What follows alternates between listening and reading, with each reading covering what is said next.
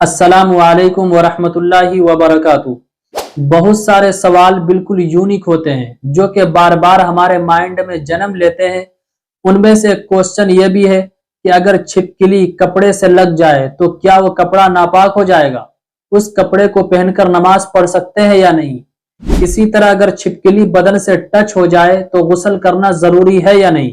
या कीड़े मकोड़े हमारे कपड़े पे लग जाएं, टच हो जाएं तो उससे नमाज होगी या नहीं होगी? ठीक है, इन्हीं मसाइल को आज मैं क्लियर करूंगा। बस गुजारिश है कि please please 100 bar please video complete देखिए।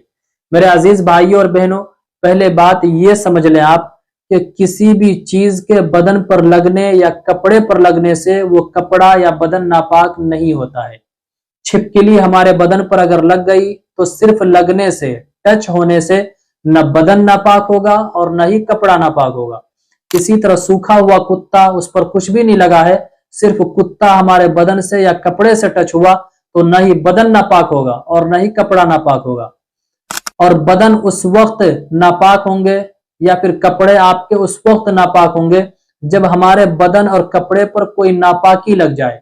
फॉर एग्जाम्पल, छिपकली की टॉयलेट हमारे बदन पर लग गई तो अब जरूरी है कि हम अपने बदन को धोएं। कपड़ों पर लग गई तो अब जरूरी है कि हम अपने कपड़ों को धोएं। कुत्ता आया और सूखा था, हमारे बदन से या कपड़े से टच हुआ तो न ही बदन नापाक होगा और न ही कपड़े नापाक होंगे।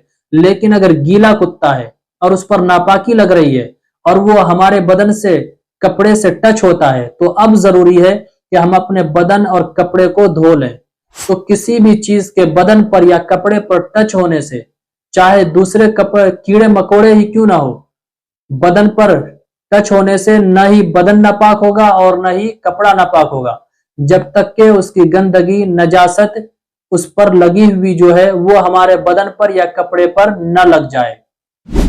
इसी तरह चूहे की सूखी हुई बीट अगर बदन या कपड़े पर लग जाए तो न ही कपड़ा नापाक होगा और न ही बदन नापाक होंगे क्योंकि वो सूखी हुई होती है।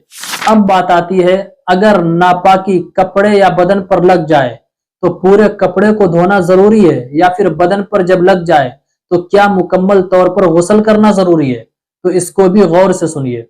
फॉर एग्जाम्पल, किसी भी बच्चे को हमने गोद लिया और उन्होंने पेशाब कर दिया और वो पेशाब हमारे आस्तीन में लग गए तो अब पूरे कपड़े का धोना जरूरी नहीं है, सिर्फ आस्तीन के उस हिस्से को धो लें जिसमें वो पेशाब लगा है। यानी बदन के जिस हिस्से पर नापाकी लगी हो सिर्फ उस हिस्से को धो लें, पाक हो जाएंगे।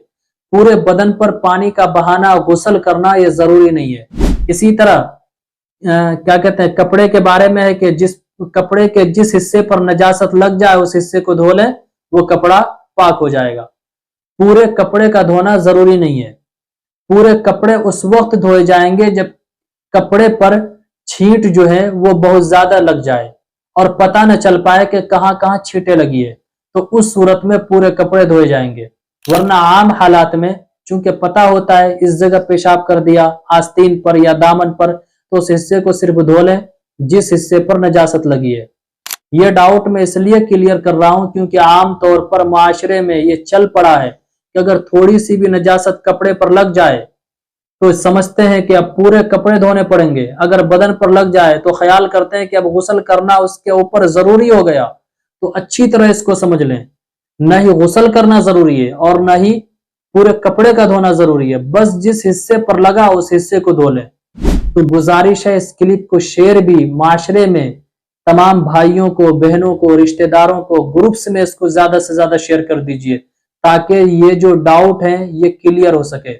दीनी मसाइल इसी तरह सीखते रहें, दूसरों को सिखाते रहिए और हमारे साथ इसी तरह जुड़े रहिए और हमें दुआओं से भी नवाजते रहें आप, ताकि आसान करके दीनी मसाइल आप तक पहुंचाने की कोशिश करूं। अस्सलामु अलैकुम वरहमतुल्लाहि वबरकातुहू। इस्लामिक स्कॉलर मुफ्ती खिजर हयात पारसमनी के ऑफिशियल चैनल को सब्सक्राइब कीजिए, जहां पर मिलेंगे आपको मुफ्ती साहब के बयानात, इस्लामिक हिस्ट्री, शरई मसाइल और भी बहुत कुछ सीखने को। जज़ाकल्लाह।